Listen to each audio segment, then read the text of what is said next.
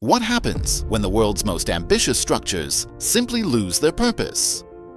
From UFO-shaped communist relics to crumbling ancient tombs, we are diving into the incredible monuments that are currently losing the war against decay. You'll see how a single restoration mistake almost erased the OG of all pyramids.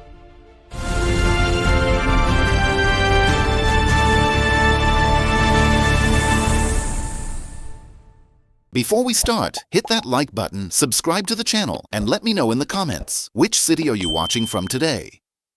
The Pyramid of Djoser.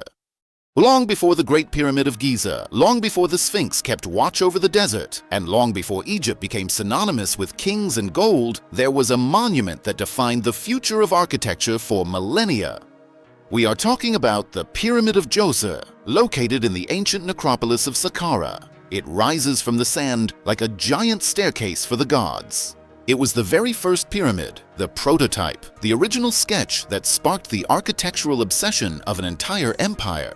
It's the OG of all pointy buildings. Today, it's still standing, but it's literally crumbling away. It was built in the 27th century before the Common Era during the 3rd dynasty for Pharaoh Djoser, a king considered semi-divine even back then. Instead of just building a mastaba, which is that flat-roof tomb, the architect Imhotep had the genius idea of stacking mastabas on top of each other, creating the world's first step pyramid. Imhotep was definitely playing Minecraft in real life. The final structure reached a height of 62 meters and was covered in polished white limestone, surrounded by a massive funerary complex. But 4,700 years later, the pyramid is no longer that shiny centerpiece of the royal capital. Huge vertical cracks cut through its sides. Parts of the core have collapsed, and for centuries, it sat there in the absolute silence of decay. The restoration attempts were quite a mess, and at times, even controversial. In the early 2000s, work was halted after reports that contractors were using totally inappropriate modern materials, like steel bars and concrete filler. These techniques were criticized by experts who feared this half-baked restoration would irreversibly damage the oldest pyramid on Earth. Using concrete on a pharaoh's tomb is just disrespectful. Meanwhile, the scaffolding sat there, and the desert began to take over. It was only after 2010 that a more careful restoration restarted, stabilizing the burial shaft and reinforcing the core. In 2020, some progress was made, and the internal burial chamber was finally reopened to visitors. Even so, the pyramid remains a monument under siege. In a way, the Pyramid of Djoser is the personification of decay, an ancient idea that is still visible but losing its original shape. Still, even in ruins, it's more powerful than any finished modern project. It's crazy to think that the sketch for all pyramids was almost destroyed by those trying to fix it any old way. Sometimes, the best intentions without the right knowledge are history's worst enemy. It is terrifying to realize that modern repairs can be more destructive than 5,000 years of desert sand. The Buzludzha monument in Bulgaria. At the top of a remote peak in the central mountains of Bulgaria, surrounded by forests and punished by snow, sits one of the most bizarre ruins in all of Europe. The Buzludzha monument doesn't look like an ordinary building at all. With its flying saucer shape, vaulted roof, and that cold, raw, concrete style, it looks more like a spaceship that made a crash landing or an arena from the future. It looks like a UFO that forgot how to fly.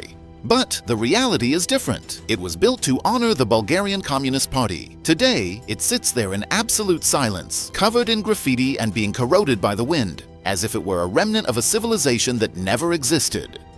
The visuals are simply out of this world. Construction of this colossal structure began in the year 1974 during the government of communist leader Todor Zhivkov.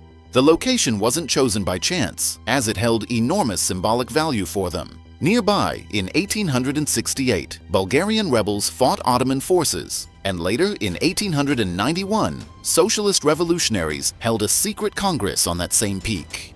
This moment is considered the birth of the Bulgarian socialist movement. Zhivkov's regime wanted something grand to mark the territory and make it clear who was in charge. They wanted to flaunt power and ideology in the heights, talk about having a massive ego at high altitudes, and what they built was exactly that, a huge circular hall, 42 meters in diameter, with a gigantic domed ceiling. In the center of the ceiling, a massive red hammer and sickle dominated the space, and on clear days, the monument could be seen from more than 20 kilometers away.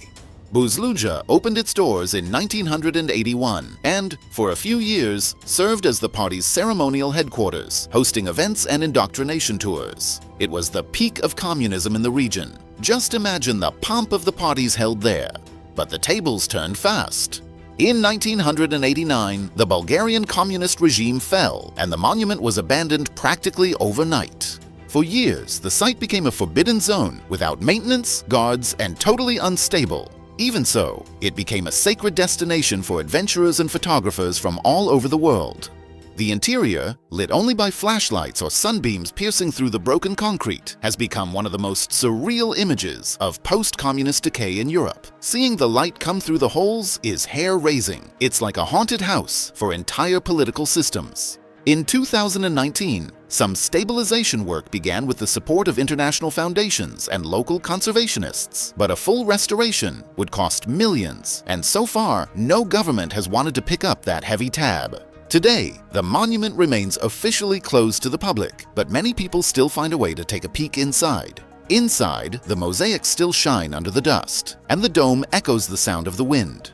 Outside, the mountain watches as concrete dreams continue to fade between memory and oblivion. Time really spares nothing and no one. It's fascinating to see how such an imposing structure full of ideology can turn into a concrete skeleton left to its own devices. A giant concrete saucer rotting on a mountain is the perfect metaphor for political promises that never quite took off. Pyramid of Tirana. In the heart of Tirana, the capital of Albania, there is a white concrete structure that looks more like a spaceship that crashed nose first into the ground. Part sculpture, part bunker, and totally abandoned. It lives covered in graffiti and shards of glass, stained with rust and dirt. It's as if the building itself is trying to bury itself to disappear from view. But you can't hide the fact that this was once one of the most expensive and ambitious buildings ever constructed in communist Albania, the Pyramid of Tirana. It's basically a giant radioactive-looking concrete tent. Originally created in 1988 as a museum to glorify the life of dictator Enver Hoxha, today it's just a curiosity in ruins. It went from national pride to a true public embarrassment. The pyramid was intended as a tribute to Hoxha, who ruled Albania with an iron fist from 1944 until his death in 1985. Under his command, the country became one of the most isolated nations on the planet, turning its back on the Soviet Union, the West, and even China. Hoxha imposed a radical Stalinism that banned religion, freedom of speech, and even private businesses. Thousands of Albanians were sent to prison camps for any sign of political disagreement. The surveillance system was so heavy, it rivaled East Germany and North Korea. It was a regime of constant and absolute fear. The design of the museum was quite out of the box for the time. A wide, sloping concrete surface that rose to a flat point, with triangular glass panels that looked like giant skylights. At night, it was lit from within, creating a soft glow in the city. But the timing of the inauguration was terrible for the communists. In less than 2 years, the Iron Curtain began to fall all across Eastern Europe. The Berlin Wall fell, Romania toppled its dictator, and Albania exploded in protests. In 1991, the party collapsed. Hoxha's statues were torn down, and his body was even exhumed. The pyramid was emptied, and the doors were locked. Talk about a really bad grand opening. In the early 2000s, the pyramid became a paradise for graffiti artists and urban explorers. Water began to leak through the broken glass, flooding the basement, and weeds grew between the stone steps. Many called it an architectural disgrace, a cancer of the dictatorship, right in the center of the capital. Others said the place had become a symbol of Albania's transition, of how the country deals with its past. The government proposed everything: a national theater, a technology center, and even a shopping mall. In 2011, they almost authorized its demolition, but the people protested to keep the building standing. Its story was now different, much more complex. Until the year 2024, renovation work continued, but the pyramid still remains largely inaccessible to the general public. In its decay, it reflects Albania's decades-long struggle to find its identity and reconcile with the years of isolation. It's a concrete skeleton that refuses to die, serving as a lesson for new generations. Even if they try to erase the past, it always ends up sprouting in the cracks of the cement. The future of the pyramid is still uncertain, but striking. The Pyramid of Tirana proves that the meaning of a building can change drastically over time, transforming a monument to oppression into a space of resistance and art. Nothing says the revolution is over like a dictator's museum becoming a favorite spot for local skaters and graffiti. Zero monumental warrior who is falling silent. Out on the rolling plains of Volgograd, Russia, stands one of the largest statues ever built on the planet. It's the colossal figure of a woman, with a sword raised high, her mouth open in an eternal scream, and her robes fluttering as if caught in a stone storm. Her name is the Motherland Calls, a monument dedicated to sacrifice, fury, and victory. She looks like she's about to win a boss fight. It was made to commemorate the Battle of Stalingrad, one of the bloodiest and most decisive moments of the entire Second World War. At 85 meters tall, from the base to the tip of the sword, she is taller than the Statue of Liberty and nearly double the size of Christ the Redeemer. In the 60s, she was simply the largest in the world. But the problem is that now, this giant is starting to fall apart bit by bit. It's a sovereignty that time is trying to bring down. The statue was inaugurated in 1967, the fruit of Soviet ambition and that Cold War obsession with grandeur. The designers didn't just want an ordinary memorial, they wanted to create emotional architecture, a frozen movement of brute force, where a mother transforms into an avenger. The Battle of Stalingrad was the place where more than 2 million soldiers and civilians died, marking the Nazi retreat on the Eastern Front. In Soviet mythology, that place was the cradle of modern Russian heroism. The hill where the statue was built changed hands dozens of times during the war, and thousands of bodies were buried right there beneath that soil. To raise this giant, engineers had to move more than 26,000 cubic meters of earth and pour thousands of tons of concrete. The ground there carries an absurd historical and physical weight. Her sword, which was originally made of stainless steel, ended up being too heavy and started to sway dangerously in the wind. In 1972, they had to replace it with a lighter, perforated version, but that was just the beginning of the structural headaches. The craziest detail is that the statue was designed without an internal support structure. It's basically a giant stone Jenga tower. It holds itself together only by the tension of steel cables hidden inside and the weight distribution of the base. Over the decades, the waterproofing system failed. Rain, snow, and condensation began to enter through tiny cracks in the concrete. The cycle of water freezing and thawing inside only increased the holes. In 2009, it was discovered that several of those vital cables had loosened or snapped, and the statue was tilting a few millimeters every year. It's a giant that's starting to limp. In 2010, the Russian Ministry of Culture attempted a partial restoration and installed sensors to monitor her every move. Some things were fixed, but the central problem remains. She wasn't made to last forever.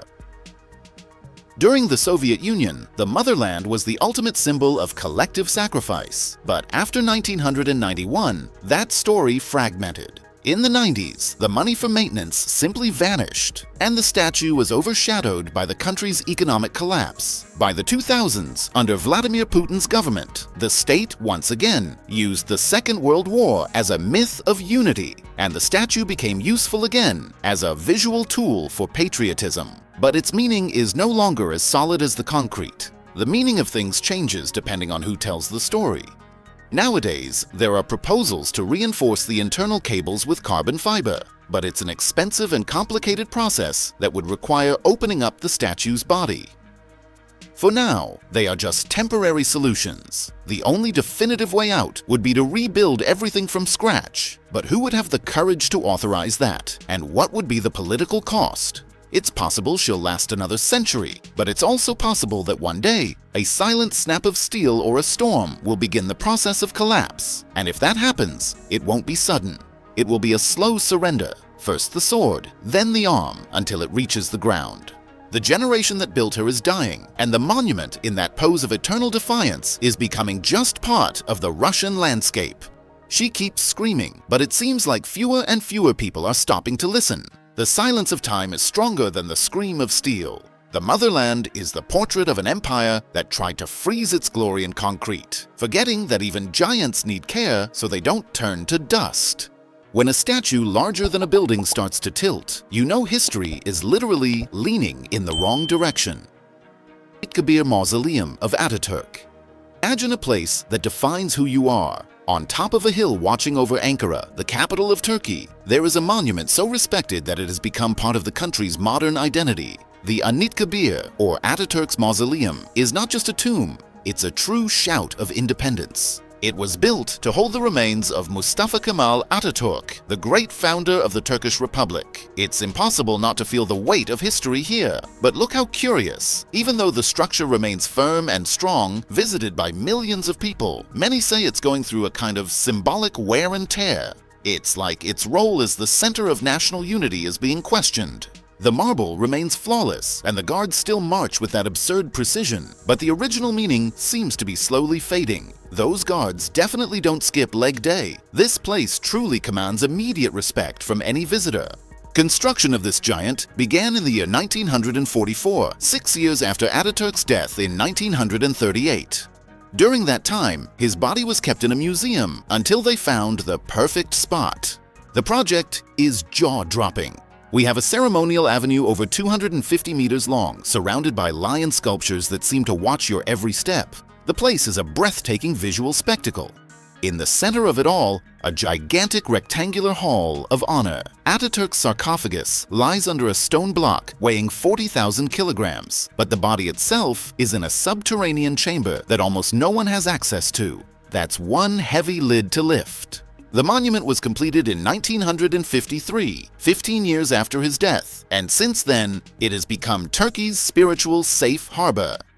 On national holidays, like Republic Day on October 29th, hundreds of thousands of people climb the hill. It's an energy you won't find just anywhere.